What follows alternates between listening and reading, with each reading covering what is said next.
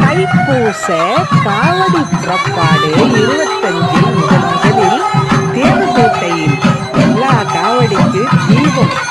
அடியார்கள் கோடிக்கணக்கான பேர் சூழ்ந்திருக்க இத்தருணத்தில் நம் வீட்டில் இருந்தபடியே நம் ஆழ்மனதின் நல் எண்ணங்களும் தாமதமான ஆண் பெண் பிள்ளை மனமாலையும்